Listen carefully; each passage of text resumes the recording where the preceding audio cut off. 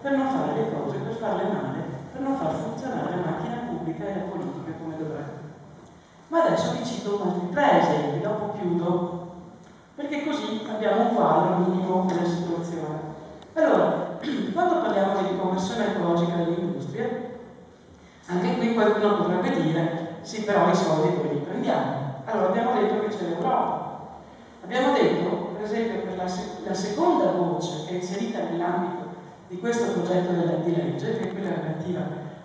possiamo, diciamo, brutalizzare a quell'agricoltura di qualità biologica, di gestione del territorio che in Europa chiamano la green mix dell'agricoltura, cioè tutte le azioni correlate, diciamo, dalla bioenergia agricola,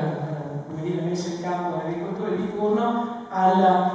per esempio la messa a punto del dissesto relativo ai terreni di proprietà, per esempio la gestione delle stesse falde acquifere, dei canali, l'agriturismo, i prodotti biologici e più ne ha più ne metta. Bene, abbiamo 280 miliardi per la sola green mix, non sto parlando per la parte agricola, che sono altri 200 in più, per la sola green mix a disposizione dei 27 paesi comunitari. Io ricordo a tutti che noi siamo 60 milioni di abitanti e facciamo parte del 12% della popolazione complessiva europea, quindi siamo una quota rilevante. Voi capite che 280 miliardi facessimo solo la nostra parte, senza rubare un euro a nessuno, voglio dire, per non essere un po' più svegli, visto che gli altri li hanno portati via a noi una montagna, ma facciamolo, siamo così democratici da non volerne neanche uno in più, avremo a disposizione per i prossimi 6 anni poco, 35-40 miliardi, soltanto in questo settore, che non è poco, che ha un sacco di lavoro, che ha un sacco di occupazione, ma soprattutto